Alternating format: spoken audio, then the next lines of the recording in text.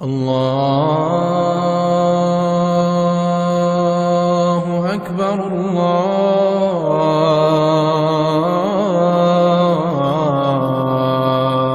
اکبر کر لے گا. لیکن آج مسلمان اللہ کی طرف دوڑ نہیں رہا، اس کا زاویہ دنیا کی طرف ہو گیا ہے. وہ گناہوں کی دلدل میں پھنستا چلا جا رہا ہے، وہ ادھر آنے کی کوشش ہی نہیں کر رہا. جو زانی ہے اس نے تہیہ کر لیا کہ میں زانی ہی رہوں گا.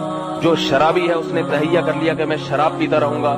جو ماں باپ کا نافرمان ہے اس نے تہیہ کر لیا میں مر جاؤں گا، میرے ماں باپ مر جائیں گے، مگر میں یہ بغاوت نہیں چھوڑوں گا، ان کا دل دکھانا نہیں چھوڑوں گا. جو کسی پر ظلم کر رہا ہے اس نے یہ تہیہ کر لیا میں مر جاؤں گا، مگر میں یہ اس پوزیشن سے ہٹنے والا نہیں ہوں، میں ظلم کرتا رہوں گا. جو داڑھی کاٹتا ہے اس نے عزم کر کے رکھا ہوا ہے کہ میں مر جاؤں گا مگر میں داڑھی اپنے چہرے پہ نہیں سجاؤں گا. جو بے نمازی ہے اس نے عزم کر کے رکھا ہوا ہے میں مر جاؤں گا مگر میں بے نمازی پن سے توبہ نہیں کروں گا، اسی حال میں میری موت ہو جائے گی. جو عورت بے پردہ ہے اس نے تہیہ کر کے رکھا ہوا ہے کہ کچھ بھی ہو جائے میں نے پردہ نہیں کرنا، چاہے کچھ بھی ہو جائے، اللہ کے حکم کی میں نے دھجیاں اڑانی ہے، میں توبہ نہیں کروں گی. تو قرآن کے الفاظ ہیں انلزمکموہا وانتم لہا کارہون، تم نہیں چاہتے جنت میں جانا اور ہم تمہیں گھسیٹ کے جنت میں لے جائیں.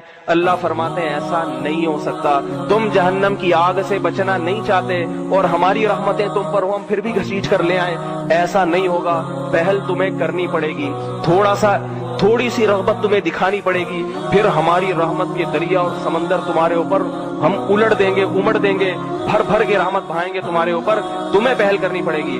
اور اگر تم ڈھیٹ ہو، تم اکڑے ہوئے ہو، تو میں خدا ہوں، میں تمہاری ڈھیٹ اور اکڑ سے ڈرنے والا نہیں ہوں. جہنم کی آگ میں جلا کے کوئلہ بنا دوں گا. قرآن کے الفاظ ہیں وَهُمْ فِيهَا كَالِحُونَ، فرمایا آگ میں جلیں گے اور جلتے جلتے کوئلہ بن جائیں گے. تَلْفَحُ وُجُوهَهُمُ النَّارُ، جہنم کی آگ ان کے چہروں کو جھلسے گی اور اللہ پھر ان کو تانا دیں گے أَلَمْ تَكُنْ آيَاتِي تُتْلَىٰ عَلَيْكُمْ، کیا میری آیات تمہیں پڑھ کے نہیں سنائی جاتی تھی کہ اس آگ میں تمہیں جانا ہے، اس آگ میں تمہیں جلنا ہے. حدیث میں آتا ہے کہ 2 قطرے جہنم کی آگ کو بجھا دیتے ہیں. ایک اللہ کی راہ میں جان دینے والا، اللہ کی راہ میں جان دینے والا، خون دینے والا، جس کے خون کا قطرہ زمین پہ گرتا ہے، فرمائے وہ خون کا قطرہ جہنم کی بھڑکتی ہوئی آگ کو بجھا دیتا ہے.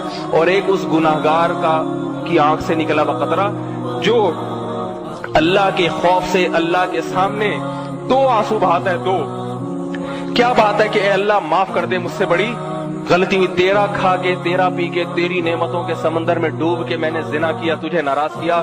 قرآن میں آتا ہے ان الذین ینادون لمقت اللہ اکبر من مقتکم انفسکم، جب اہل جہنم میں جلیں گے تو اور بعض روایات میں آتا ہے غصے میں نا اپنی انگلیاں اپنے منہ میں چبائیں گے. غصے میں، غصہ کس پر ہوگا؟ اپنے آپ پر، کہ ہمیں کیا ہو گیا تھا، ہم نے کیوں توبہ نہیں کی.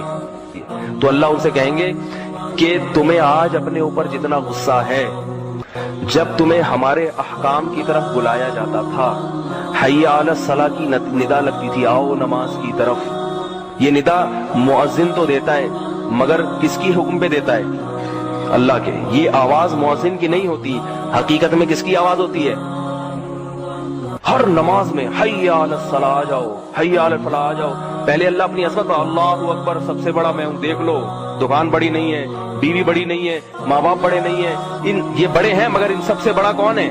میں ہوں. میں بار بار ہر نماز میں ڈیوٹی لگا دی اللہ نے مؤذن کی. تو اس کے باوجود بھی جب تم نہیں آتے تھے تو اللہ فرماتے ہیں ہمیں تم پر اس سے بھی زیادہ غصہ آتا تھا جتنا تمہیں آج اپنے اوپر آ رہا ہے. سمجھ میں آ رہی بات؟ جرم تو صرف ایک نماز چھوڑ دینے کا ہے نا، لیکن غضب کس کو دلا رہے ہو؟ خدا کو، جس نے بنایا کھلایا. یہ نیند بھی اسی نے دی جو خراٹے لے کے سو رہا ہے نا اور فجر میں اٹھتا ہوا کہتا ہے مجھے بڑی سخت نیند آ رہی ہے. تو یہ نیند کی نعمت کس نے دی؟ وَجَعَلْنَا نَوْمَكُمْ سُبَاتًا، فرمائے ہم نے تمہاری نیند کو ایسا بنایا کہ دنیا سے تمہارا رشتہ کاٹ دیتی ہے اور پرسکون ہو جاتے ہو تم. یہ تو ہم نے کیا ہے، ہم تم سے یہ نیند کی نعمت چھین بھی تو سکتے ہیں.